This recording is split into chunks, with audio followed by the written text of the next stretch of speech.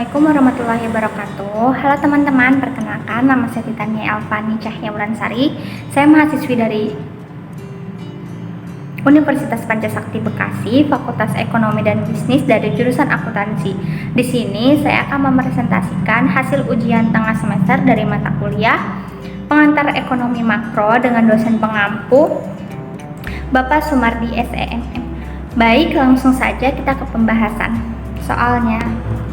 Untuk soal nomor 1 atau soal yang pertama, yaitu ada soal nomor 1, pelaku ekonomi dalam suatu perekonomian yang akan menggerakkan roda ekonomi suatu negara terdiri dari perusahaan, rumah tangga, dan pemerintah.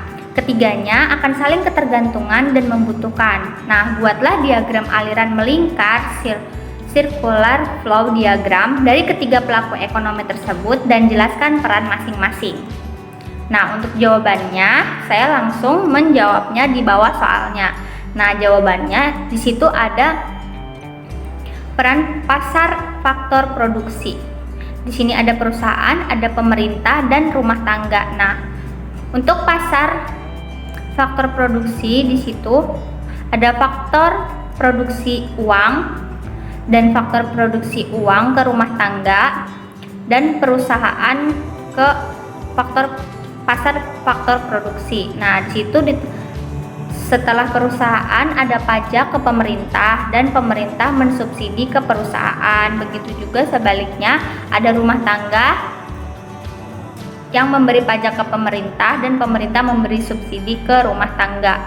Nah, kemudian ada pasar barang, yaitu uang dan barang jasa dari rumah tangga ke pasar barang dan perusahaan uang, barang, dan jasa ke pasar barang. Nah, perbedaan perekonomian 2 sektor dan 3 sektor adalah adanya sektor ketiga, yaitu pemerintah. Keberadaan pemerintah ini tentu mempengaruhi interaksi antara pelaku ekonomi yang ada di dalamnya. Nah, peran masing-masing pelaku ekonomi sendiri yaitu yang pertama ada rumah tangga konsumen atau RTK. Nah, sebagai pemilik faktor-faktor produksi seperti tanah, tenaga kerja, modal, dan skill, menjualnya ke pasar faktor produksi. Nah, sebagai balas jasa akan diterima berupa sewa, upah, bunga, dan laba. Nah, dari penghasilannya, RTK akan membelanjakan uang untuk membeli barang dari pasar barang, membayar pajak kepada pemerintah, atau membeli barang impor. Nah, selisih dari penghasilan dengan pengeluarannya digunakan untuk ditabung. Nah, next ada rumah tangga produsen atau RTP. Nah, membeli faktor-faktor produksi dari RTK dan memberikan uang sebagai balas jasa RTK. Selanjutnya, RTP ini memproduksi barang atau jasa dan dijual ke pasar barang atau diekspor. Nah, hasil dari penjualan tadi yang berupa uang digunakan selain untuk membayar faktor-faktor produksi, juga digunakan untuk membayar pajak kepada pemerintah dan melakukan investasi. Nah, yang ketiga ada rumah tangga pemerintah atau negara RTN. Memperoleh pendapatan dan dari penerimaan pajak pribadi. Nah, pajak usaha, bea cukai, bea masuk, dan sumber lain. Nah, pendapatan ini digunakan pemerintah untuk membangun negara dengan cara belanja barang, membayar gaji pegawai negeri, memberikan subsidi, dan lain-lain. Untuk soal nomor 2, soalnya jelaskan pengertian disposable income atau yang disingkat YD dan bagaimana rumus fungsi YD tersebut. Jawabannya, disposable income atau pendapatan disposable merupakan pendapatan sekali pakai yang bisa digunakan untuk kebutuhan sehari-hari setelah dikuranginya pajak. Nah, rumusnya yaitu bisa dirumuskan menjadi persamaan, yaitu YD sama dengan Y dikurang T, yang dimana YD merupakan pendapatan disposable, Y adalah pendapatan nasional, dan T merupakan pajak. Nah, next untuk soal yang nomor 3, bagaimana bentuk fungsi dari konsumsi setelah dikuranginya pajak? Jawabannya, fungsi konsumsi setelah pajak yaitu substitusikan T sama dengan 600 ke fungsi konsumsi berikut. Nah, kemudian CT sama dengan 200 ditambah 0,75 YD atau CT sama dengan 200 ditambah 0,75 Y dikurangi T. Nah, CT sama dengan 200 plus 0,75 dalam kurung Y dikurangi 600. CT sama dengan 200 plus 0,75 Y min 450. Nah, kemudian CT sama dengan min 250 plus 0,75 Y. Untuk persamaannya sendiri seperti itu. Next, soal yang keempat, keseimbangan pendapatan nasional 3 sektor. Apabila pendapatan sama dengan pengeluaran, bagaimana fungsi keseimbangannya? Jelaskan. Nah, jawabannya, komponen penting dalam ekonomi 3 sektor terdiri dari rumah tangga. Rumah tangga merupakan satu kesatuan yang terdiri dari suami, istri, anak, atau anggota keluarga lainnya yang merupakan anggota dalam sebuah masyarakat. Nah, di mana di dalamnya ini terdapat potensi alam, sumber modal, sumber produksi, faktor produksi, serta sumber penghasilan. Nah, sektor rumah tangga ini merupakan pelaku ekonomi yang paling bawah sebab mereka adalah pengguna utama dari barang dan jasa yang diperdagangkan di pasaran. Nah, untuk dapat menggunakan barang atau jasa tersebut, tentu saja rumah tangga harus mendapatkan penghasilan yang bisa diperoleh dari berbagai kegiatan. Salah satunya adalah melalui usaha.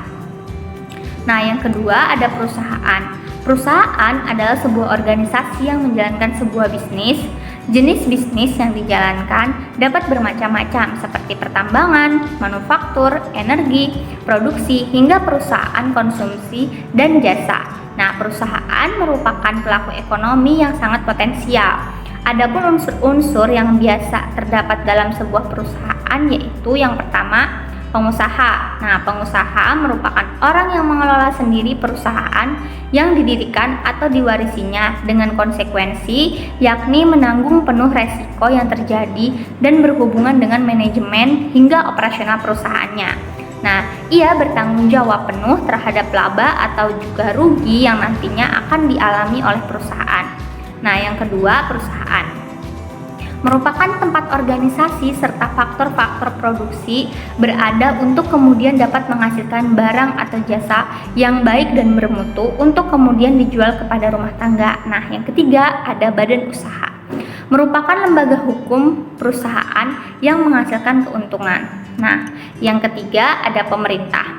Nah, pemerintah merupakan bagian penting dalam perekonomian 3 sektor sebab pemerintah berperan sebagai penyeimbang antara pihak rumah tangga dengan perusahaan. Pemerintah merumuskan kebijakan-kebijakan yang menguntungkan baik bagi sektor rumah tangga dan perusahaan. Nah, fungsi utama pemerintah adalah mengendalikan agar perekonomian tetap stabil dan seimbang sehingga tujuan ekonomi akan tercapai. Nah, dalam upaya menyeimbangkan antara sektor rumah tangga dan perusahaan, pemerintah membentuk BUMN yang perannya adalah sebagai produsen baik bagi sektor rumah tangga dan perusahaan seperti Pertamina, PLN, serta produk-produk lainnya yang merupakan produk konsumsi baik bagi perusahaan dan rumah tangga. Oke, next selanjutnya rumus atau persamaan dari pernyataan di atas yaitu maka untuk menyeimbangkan ekonomi 3 sektor harus memenuhi syarat sebagai berikut.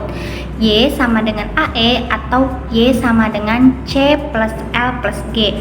Nah, yang artinya Y yaitu penawaran agregat, AE yaitu pengeluaran agregat, C konsumsi rumah tangga, dan I investasi, dan G pengeluaran pemerintah untuk membeli barang dan jasa. Nah, jika C dikurangi dari setiap ruas, maka dalam perekonomian 3 sektor antara I dan G yang merupakan bagian dari suntikan dalam suatu aliran pendapatan. Nah, sedangkan untuk S dan T merupakan kebocoran sehingga dibutuhkan untuk mencapai keseimbangan akan berlaku keadaan I plus C plus S plus T. Nah, contohnya jika diketahui C sama dengan 60 ditambah 0,75, Y dan S sama dengan 0,25 Y min 100. Nah, sedangkan I sama dengan 120 dan G sama dengan 60. Maka keseimbangannya adalah, nah perlu diingat persamaan C di atas untuk pajak tetap. Nah, sama untuk rumusnya yaitu Y sama dengan C plus I plus G. Nah, jadi langsung saja kita masukkan semuanya. Y sama dengan 60 ditambah 0,75 ditambah 120 ditambah 60. Nah, maka didapati Y sebesar 0,75 Y ditambah 240. Nah, kita buat persamaannya. Y min 0,75 Y sama dengan 240. 0,25 Y sama dengan 240 Y, maka menjadi 960. Nah, kemudian kita masukkan lagi persamaan selanjutnya. I plus G sama dengan S plus T. Nah, 120 ditambah 60 sama dengan 0,25 Y min 100 plus 40. Maka mendapati hasil 180 sama dengan 0,25 Y sama dengan 60. Maka Y sama dengan 960. Oke, next selanjutnya ada soal nomor 5, yaitu jelaskan maksud sifat hubungan di antara MPC plus MPS sama dengan 1 dan APC plus APS sama dengan 1. Nah, jawab, mengapa jumlah MPC dan MPS sama dengan 1?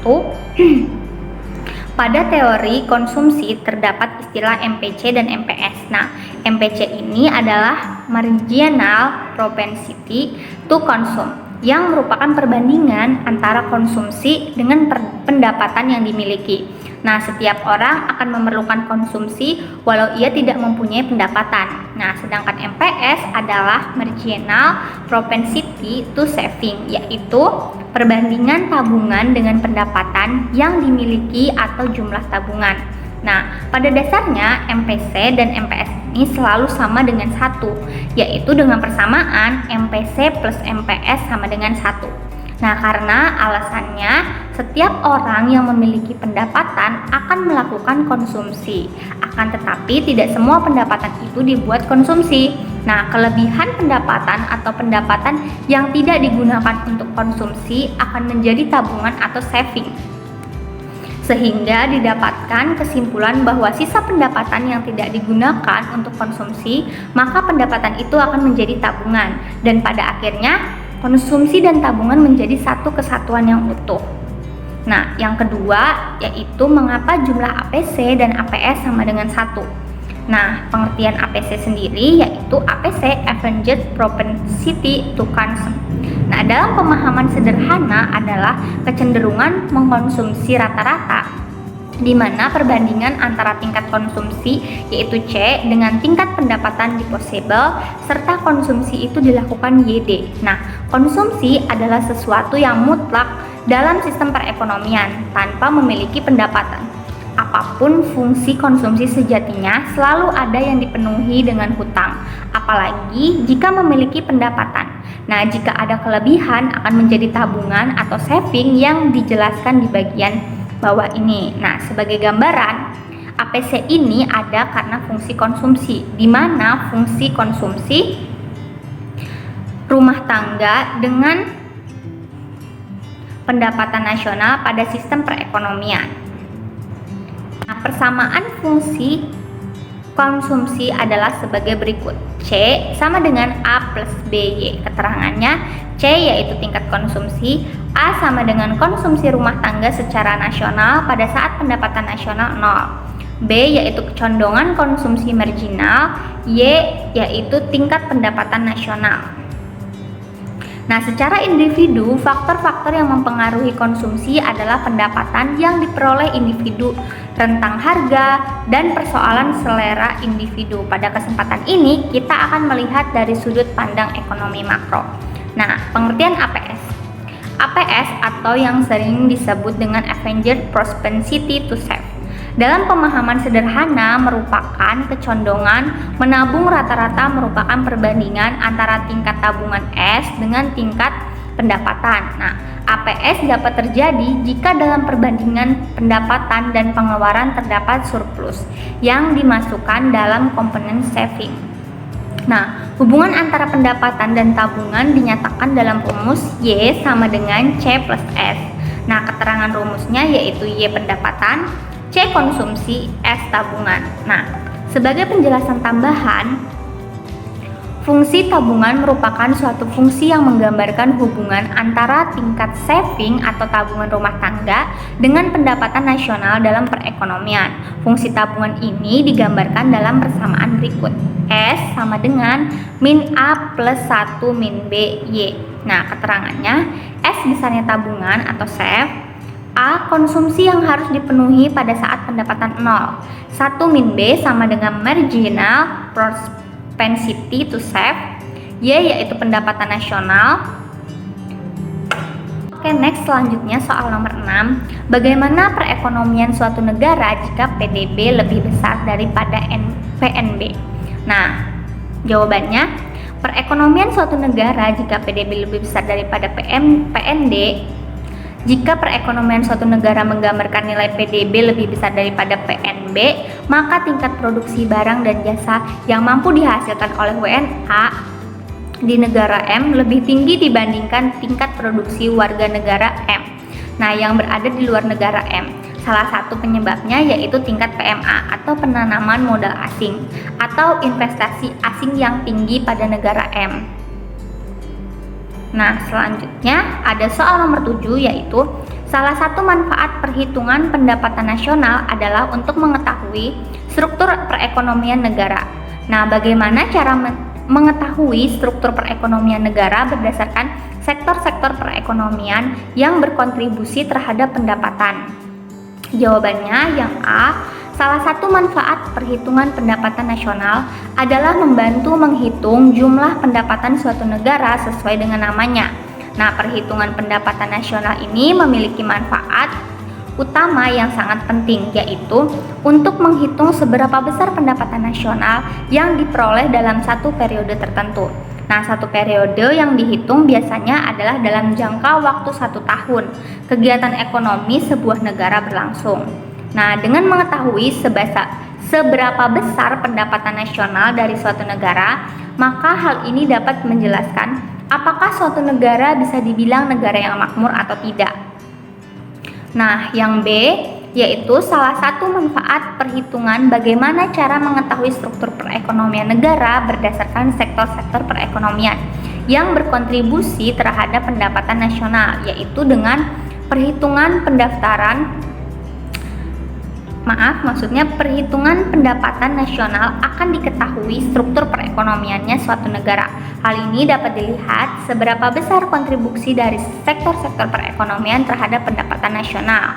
Nah, jika sektor agraris yang lebih dominan dalam pendapatan nasional, maka struktur ekonomi negara tersebut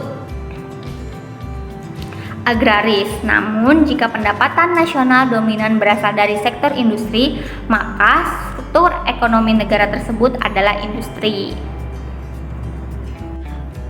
Oke, next soal nomor 8, yaitu dalam perekonomian fungsi tabungan adalah S sama dengan min 200 plus 0,2Y. Nah, pendapatan nasional pada keseimbangan adalah 2000. Hitunglah berapa investasi dalam ekonomi itu.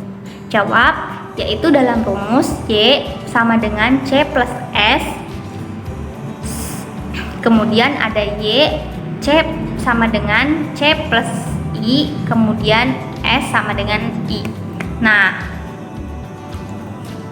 untuk keterangannya, Y sama dengan pendapatan, C sama dengan konsumsi, S sama dengan tabungan, I sama dengan investasi. Soal S sama dengan min 200 plus 0,2Y. Ini kita langsung saja memasukkan angka-angka yang sudah diketahui. Nah, berapa I jika Y 2000? Nah, ingat S sama dengan I.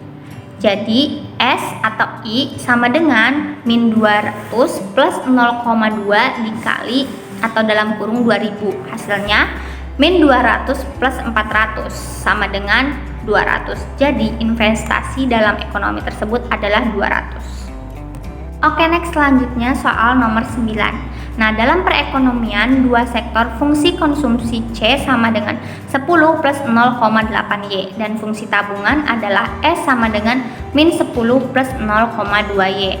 Seterusnya dimisalkan jumlah investasi yang akan dilakukan pengusaha adalah 30 triliun rupiah. Berdasarkan pemisahan di atas, lengkapi tabel berikut. Nah, angka-angka dalam triliun rupiah. Berapakah pendapatan nasional pada keseimbangan?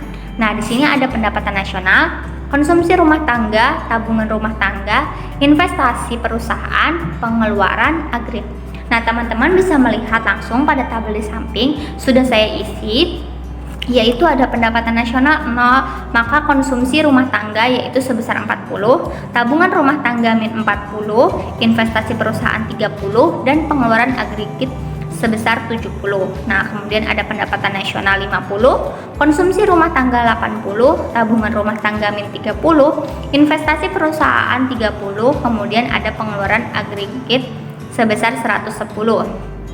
Selanjutnya ada pendapatan nasional dengan nominal 100, kemudian konsumsi rumah tangga sebesar 120, tabungan rumah tangga min 20, investasi perusahaan 30, kemudian ada pengeluaran agregat sebesar 150. Kemudian ada lagi pendapatan nasional 150, konsumsi rumah tangga 160, tabungan rumah tangga min 10, investasi perusahaan 30, kemudian pengeluaran agregat sebesar 190.